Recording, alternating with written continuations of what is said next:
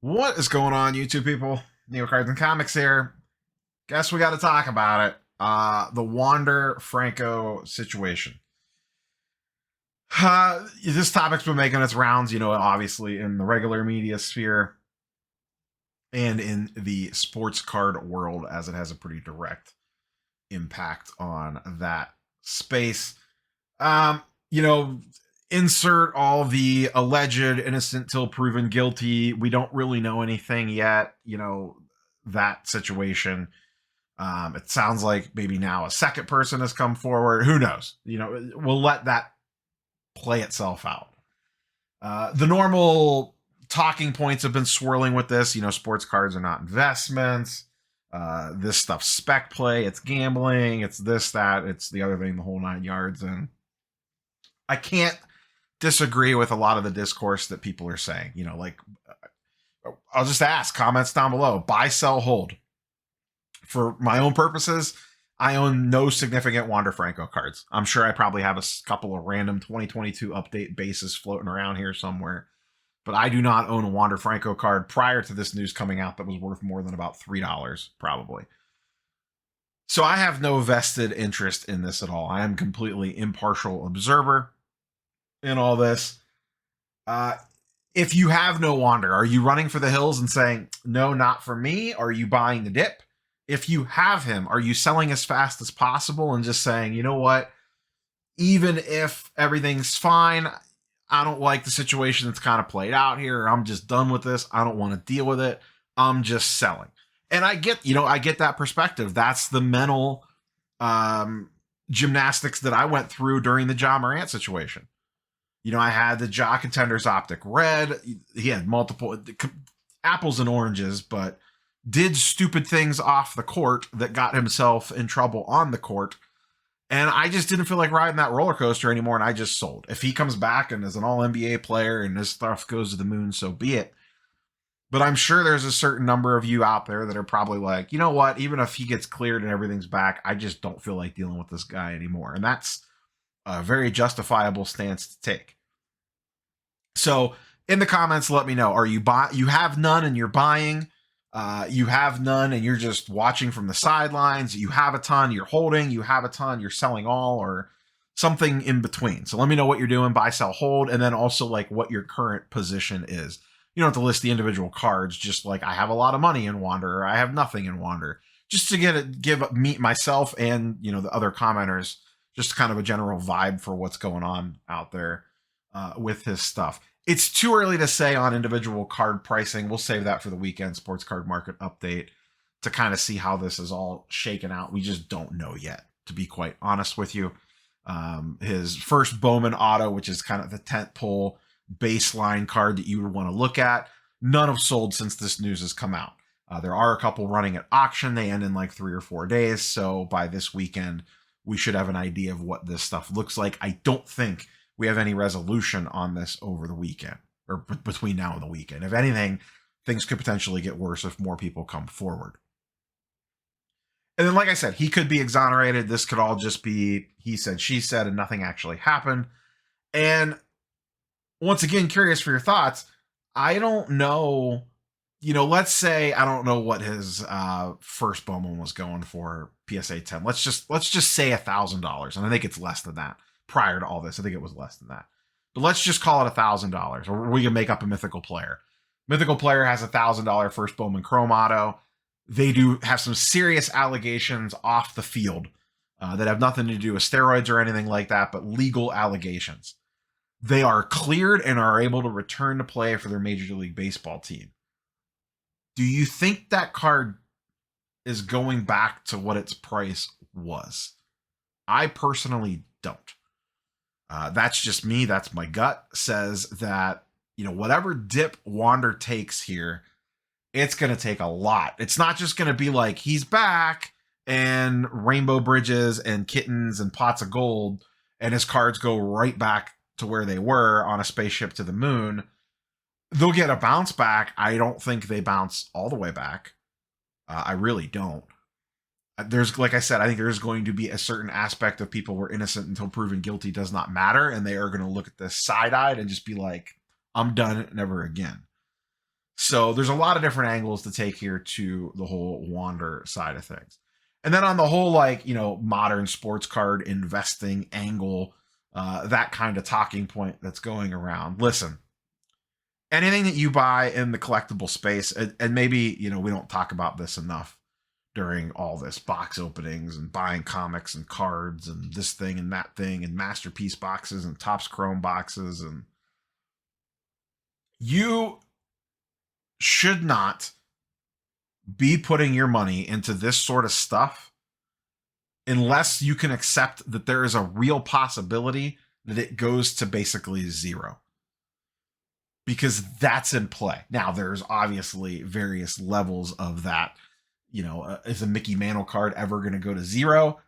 Probably not. If that goes to zero, then we probably have bigger fish to fry than sports card values, as in ammunition is probably the most important thing, or radioactive suits. Well, whatever. If a Mantle goes to zero, then we have larger issues. But you get my overall point. When I open a box of Marvel Masterpieces, I'm expecting to get zero value out of that. Now, is it nice when you hit stuff that, you could sell and help pay for some of the box? Sure, but that is not a given, and I do not expect to hit anywhere near the value of what I opened. The Topps Chrome project that I have deemed it that I am doing. When I bought those boxes for $1,200 or whatever I spent on them, prior to selling the national packs, and even including those, I realized that there was a very low floor potential for this entire endeavor. Now, it doesn't look like I'm going to hit the low end of that floor, but, I'm probably not going to turn a massive profit on this whole thing. And anytime you submit, buy, bid, accept terms, hand cash over for especially a modern, ultra modern card player collectible, insert whatever here, variant cover, whatever, there is a certain amount of risk that goes with that. And the more modern that you get, the more riskier that it is, the more things that can happen. The player could get hurt. They could do something off the field. Situations can change. They could just start to suck. They have no established baseline or history to back up the current prices that they're going for. That's not even factoring, like I said, injury or all the other stuff. Now, certain categories have less risk factors for that. If I buy a Spider-Man comic book or an X-Men comic book or a Pikachu or a Charizard box or whatever the case might be, I don't have off-the-field issues to worry with there. They are not real-life people that could get in the media for doing dumb things. So there is a certain mitigation of risk on stuff like that, but this is part of the ball game when you put your money down on, the roulette wheel and give it a spin when it comes to the modern sports card side of things. And I think we all, myself included, kind of lose sight of all that when we talk about this stuff, is that you should be prepared. If you look at your air quote sports card collection, investments, whatever it is, or any collectible category, and if it went to zero, if it would drastically negatively impact your day-to-day living, you've probably done something wrong. Or you may be over leveraged, and maybe relook at that stuff and maybe move some of it out of that and redistribute. Not a financial advisor. Do not seek professional help. Not the random guy in his basement, literally in my basement, talking into a moderately priced microphone from Amazon. There's not much that separates me from all of you in the knowledge space in the grand scheme of things. So bear all that in mind when I am spouting random words at said microphone. But, here we sit. This incident happened with the Fernando Tatis thing last year, recently the Ja Morant thing in the NBA. Obviously, we have injuries. Scotty B did a good video the other day kind of running down a laundry list of things on the baseball side. But this goes across all sports. This risk exists. And that's why, recently, or not recently, over the last year or so, you could tell by my own buying patterns and habits and what I'm putting air quote money into.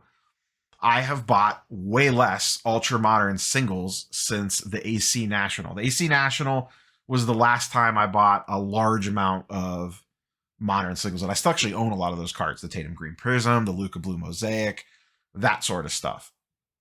And those are cards that I actually still believe in. If I didn't, I would have sold them by now. But I have not put a lot of money into ultra modern singles over the last year and a half or so. Like I said, you could see that by my mail day videos, what I've been buying, what I've been putting my money into. It is mostly Silver Age comic books, Bronze Age comic books, Copper Age comic books, and wax. I've spent way more on sealed wax. And yes, I have ripped way more sealed wax than I typically have in the past, but that is fun. That is not me trying to turn a profit on it. Now, sometimes I do turn a profit on it. Sometimes you get a little lucky, but most of the time I do not. And you've all sat through those Prism basketball blaster openings and optic basketball openings where I just got smoked left, right, and sideways. The Bowman opening wasn't as bad. Bowman Sapphire opening, I probably broke even on, but you get my point. Marvel Masterpieces, I've done pretty okay on. When I open those boxes, that is a pure entertainment / joy factor. That is not I'm expecting to make money here. I am ripping that product like we talked about before with the expectation that the value I am going to pull out of it is going to be minuscule compared to the amount of money that I put into it. I'm doing it a little bit for the content and a lot of it just because rippings can be fun sometimes. It's a nice little 15, 20, 25 minute little release of like, you know what? I just want to sit down and rip some packs. We all get there sometimes. But from a stashing money perspective, my buying patterns have shifted more into non-modern comics and wax of various shapes and sizes. I've spread that around from sports, mostly baseball, to Pokemon, to Magic the Gathering, and then obviously I still dabble in the Marvel space. But I think if you're going to play in the ultra modern game, wax is a little bit of a safer play. Rod of Grade's obviously still good, but just know you put your money into an ultra modern player, there are way more things that could go sideways beyond just player performance. And sometimes a player can play really well, and card prices do not dictate or do not go up in correlation with good play all the time. There are a lot of other factors that are built into these things. So this entire situation sucks.